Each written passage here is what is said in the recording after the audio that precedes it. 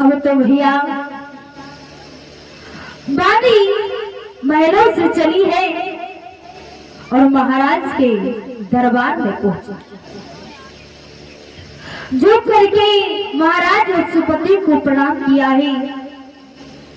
काय महाराज, तुम्हें रानी ने महलों में बुलाया है। अब महाराज अपने मन में विचार करने लगे हैं कि मैं तो सदैव महलों में रहता हूं और जाने आज कैसी बात है, क्या बात है जो महारानी ने हमें इतनी शीघ्रता से बुलाया है। अब तो महाराज ने कचहरी को बंद किया और चल दिए हैं अपने महलों के लिए।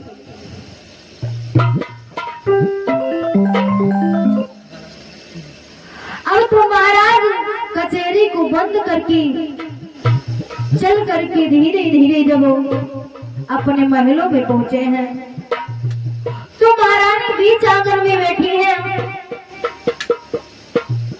और अपने पिया को आता हुआ देखा है महारानी ने, तो बड़ा ही सुंदर आसन डाल दिया, महाराज को बैठा दिया और हाथ में पंखा लेकर के हवा करने लगी है। और महारानी कहने लगी, महाराज सुनो,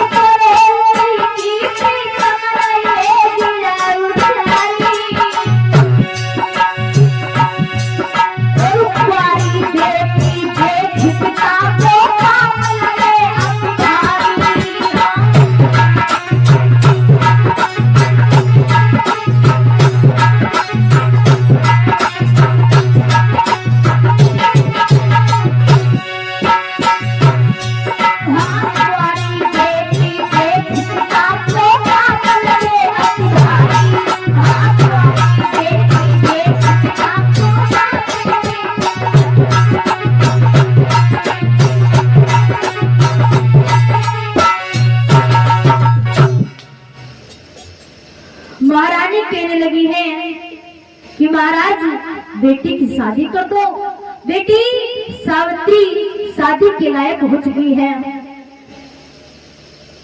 तो महाराज कहने लगे हैं कि हे प्रिय, जो तुम बात कह रही हो, जाने ये बात हमने अपने मन में कब सोची थी और जाने मैं शादी की तलाश में कब से लगा हुआ हूँ, कब से वर की तलाश में हूँ, लेकिन सावित्री के लायक कोई वर ही नहीं नजर में आता है। लड़का ही हमें नहीं योग्य दिखाई देता है जो अपनी बेटी के हम हाथ पीले कर दे। महाराज कहने लगे सुनो रानी,